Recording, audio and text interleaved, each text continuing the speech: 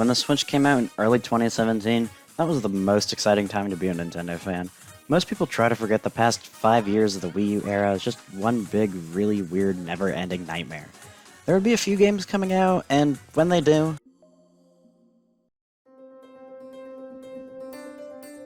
but I think calling them games would be a little too nice. When the Switch launched with Breath of the Wild, everybody went crazy trying to buy a Switch, and it was sold out everywhere. Prices were ridiculously high online.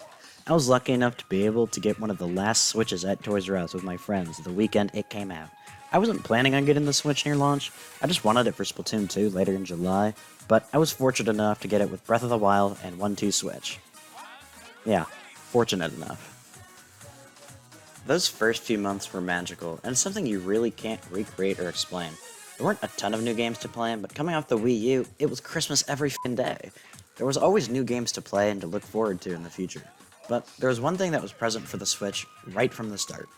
Bullshit accessories. With the Switch being a home console and a portable console, plus with the Joy-Con controllers, it had a ton of potential for accessories. The main thing with a handheld is a carrying case, which, most of the time, as long as it fits, you're fine.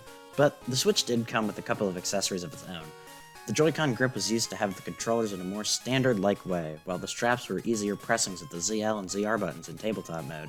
There are obviously many other official accessories like the Pro Controller or the charging stand, but those were the ones that came with your system. At launch, people were complaining how they weren't able to charge their Joy-Cons through the bundled grip and had to buy an extra one to do that. I mean, yeah, that's kinda inconvenient, but the Joy-Cons have a battery life of 20 hours each. There's no way you're ever gonna run out of power during a normal play session. Plus, the charging grip was $30, so it was 100% not worth it.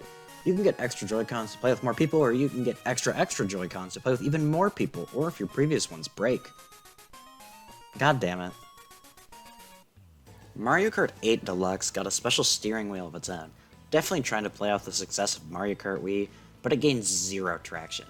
I do have this one, I got it used for $2, and it's the Hori licensed one, not the first-party Nintendo one. But did I ever use it? Get back to me on that one. Not every accessory appeals to everyone, to most companies' dismay, but each appeals to a different market.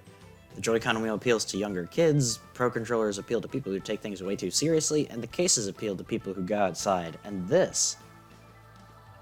Who does this appeal to? This accessory was first revealed on the April 12, 2017 Nintendo Direct.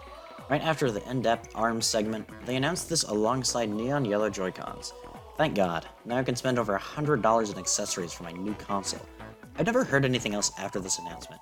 It came out the same day as ARMS, but I don't know anyone who bought it, and I didn't see any when I bought my copy of ARMS on launch week. I found this surprising, since the hype for the Switch was at an all-time high, so people would just go out and buy anything labeled Nintendo Switch. I mean, an extended battery for your already beefy controllers doesn't sound appealing. Only an idiot would buy it. Like I said, only an idiot. This is the Joy-Con AA battery pack. So, opening the box, you get some cardboard, useless instructions, and the main dish itself, the battery pack. The battery pack itself looks a bit weird. You're supposed to slide the Joy-Con in like the wrist straps with the small orange light on the bottom signifying that it's charging. It does have thicker ZL and ZR buttons just like the Joy-Con strap, and opening the back shows where the batteries go and oh god. So it needs 2 AA batteries for each Joy-Con, so 4 in total. Only if there is a way to charge my Joy-Cons that doesn't cost any extra money that comes with my system. Oh. To take out the Joy-Cons, you have to pull back the release tab and slide it out. I remember when I first bought it, I thought it was a massive pain. Now I can do it first fucking try. These things are bulky, and I don't know how I feel about them.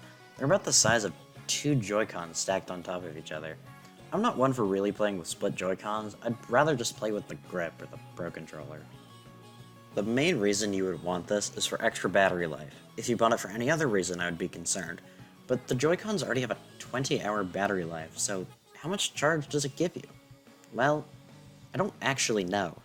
Nowhere online I can find a concrete answer on how much it gives, or even an estimate. I'm assuming it's because you could use those cheap batteries that have like 30 minutes of charge time before exploding or something, so they just decided to say extended battery life than giving you a concrete number. But from what I've used, it's around 20-ish extra hours with standard Duracell batteries. Though, I don't really think that's an issue with any Switch owner, because if your Joy-Cons die, it's A, you forgot to charge them, or B, you're ignoring your responsibilities for way too long, and I don't see this as an issue people would have. It's no Wii U Pro controller, that's for sure. I got my Wii U Pro controller 5 months ago, and I've only ever needed to charge it once because it has a freaking 80-hour battery life. Obviously, the Wii U Pro controller has a lot less tech than the Joy-Con, thus using less battery, but that battery pack isn't an accessory worth going out of your way to purchase. But how does this work while playing with the Switch? After all, they did advertise it for use while playing. So, let's try it with the game it was pushed with. ARMS. Well, it sure does work. I don't know what else I was expecting. For me personally, these feel a little too big for my hands, but my hands are small anyways. Though I find it hilarious they advertised it with ARMS for prolonged play sessions when most people get bored after like 30 minutes. But in terms of the game itself, I don't really like playing ARMS with motion controls. Your punches are a lot more flexible, but at the cost of everything else. Just makes it feel worse and can slip out of my hands as I move in them more. This is also probably the only Switch game where I'd wear the wrist straps willingly in fear of breaking my TV. Let's try a couple more games to see if this thing can prove its worth. Splatoon 2. I still don't know what I was expecting. If anything, this feels worse. Also, doesn't help that my Joy-Con drifts and Splashdown sucks. Okay, another one. Mario Kart 8 Deluxe. This also changes nothing.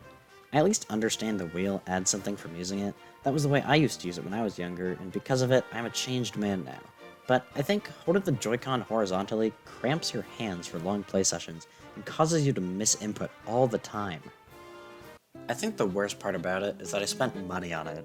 The MSRP for this dumb waste of plastic is $34.99, which is way too much for it.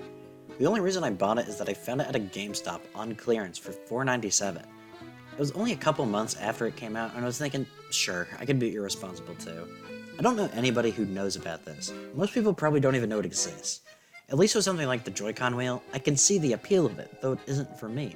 Even the f***ing stupid Mario Tennis Aces racket I can see more of appeal for the insecure or violent people. This solves a problem I don't think anybody has ever had. Nintendo is still selling this on their store page for full price. I wouldn't be surprised if this was the initial batch of units from 2017, and they still have them in a warehouse somewhere. I really don't see the benefit to this. If you want a more comfortable feel, there are many other accessories that can amend that. If you need a charging stand, there are also many of those available. Sorry guys, Metroid Prime 4 got delayed because they need to recuperate their losses from this. This is one of the obscure parts of Nintendo that nobody talks about and will rest in shame alongside the iQue, 3DS XL, Game Boy Sewing Machine, and Pokemon Rumble U. F*** this game.